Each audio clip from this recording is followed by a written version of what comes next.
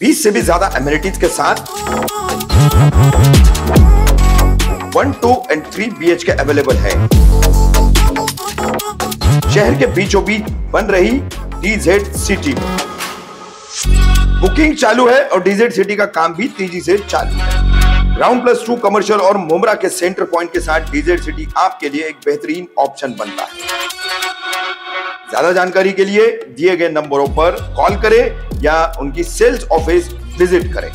रत्नागिरी के दापोली में फिर एक बार ग्रामीणों ने उड़ाई मोदी सरकार के प्रचार रथ यात्रा की धज्जियां।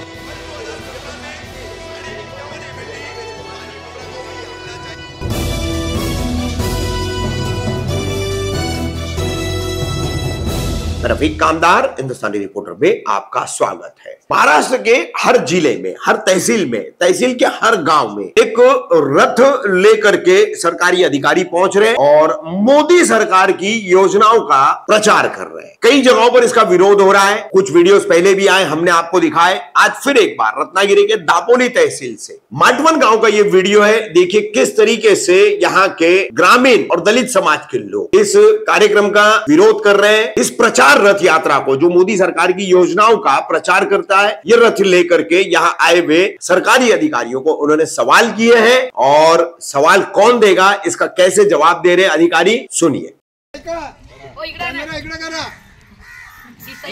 आणि शूटिंग करून घ्या, मी लपून विचारत नाही।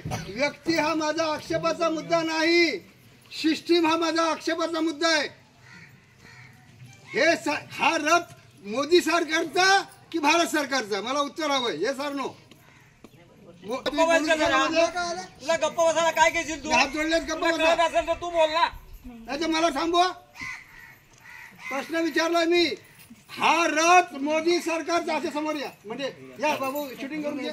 हा रथ मोदी सरकारचा की भारत सरकारचा? उत्तर हवंय। या खर्चाला तरतूद किती आहे? 25,000 आहे। माझ्या सोर्सनी मला माहिती दिलेली आहे।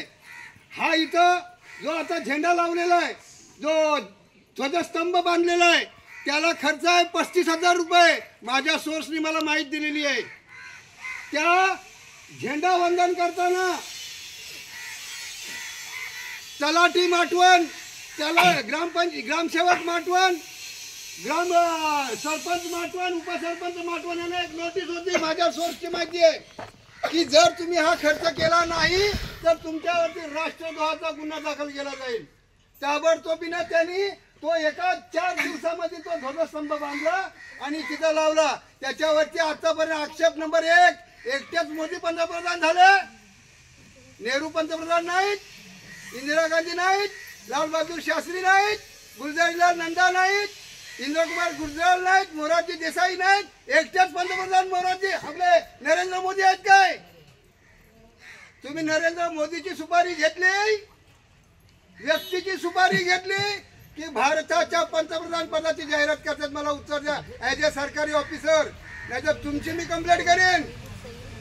मी दिसायला तुम्हाला फाटका माणूस वाटवायचा असेल, 8 तारखेला इथं आलेले हे रथाची मी इथं रथ आडवा पाडीन, इथं मध्ये झोपेन आणि तुमचा रथ नोडल अधिकारी तुम्ही आहे, उत्तर द्या। नोडल अधिकारी तुमची नेमणूक आहे, तुम्हाला सांगावं लागेल। नरेंद्र मोदी नावाच्या व्यक्ती सरकारचा की हा रथ पंतप्रधान भारताचा? उत्तर द्या। 2 मिनिटं थांबतो, परत दुसरे प्रश्न आहेत माझे। म्हणून आहे आम्हाला जे रथ आलेला आहे त्याच्याबरोबर या गावात नेऊन तो कार्यक्रम साजरा करायचा आहे, आयोजित करायचा आहे। याच्यासाठी आमची नेमणूक केली आहे। आम्हाला वेगळी काय माहिती दिलेली नाही।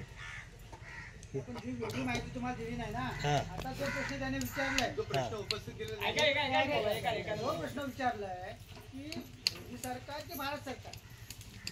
तसं बघितलं भारत सरकारचाच आहे, भारत सरकारचाच आहे, पण त्याच्यावर नाव मोदी आहे। विषय कसा आहे, बाकीची आम्हाला काय माहिती नाही। आम्हाला बीडीओ साहेबांची नेमणूक आहे, त्याप्रमाणे आम्ही हजर आहे। तुम्हाला प्रश्न मांडायचे असेल बीडीओ साहेबांकडे मांडा, ते आधीच कलेक्टरचे आहेत, त्यांच्याकडे तुम्हाला उत्तर मिळतील। ठीक आहे। आम्ही म्हणजे एवढं आम्हाला कळलं की आम्ही सरकार, आणि दुसरा एक महत्वाचा, कुठल्याही शासकीय अधिकाऱ्याविरुद्ध आमच्या मनात आकस नाही। आम्ही त्यांच्या आकाशापोटी त्यांना प्रश्न विचारत नाही. आम्ही ॲज अ सिस्टीम राज्य व्यवस्था म्हणून आम्ही प्रखर आंबेडकरवादी आहोत. बाबासाहेबांनी आम्हाला राईट्स ऑफ फंडामेंटल दिलेले आहेत. घटना दत्त मूलभूत अधिकार, बोलण्याचा अधिकार, भांडण्याचा अधिकार, लढाई करण्याचा अधिकार, जेवण्याचा अधिकार, शिक्षण घेण्याचा अधिकार, नोकरी करण्याचा अधिकार, सगळे अधिकार बाबासाहेबांनी दिले. त्याला बोलतात राईट्स ऑफ फंडामेंटल, घटना दत्त मूलभूत अधिकार. त्यामुळं कुठल्याही सरकारी अधिकाऱ्याचा आम्ही निषेध पण करत नाही, त्यांचा अपमान पण करत नाही. फक्त आम्हाला ही व्यक्तिपूजा, आम्हाला या गोष्टीचा आम्ही निषेध करतोय. कुठल्या तरी सरकारी ऑफिसरनी अशा कुठल्या तरी व्यक्ती महात्म्याकडे वाहत जाऊ नये एवढीच आपली फक्त तुम्हाला विनंती आहे. बघ एवढं सांगायचं काम मी केलं. धन्यवाद, तुम्ही ऐकून घेतलं.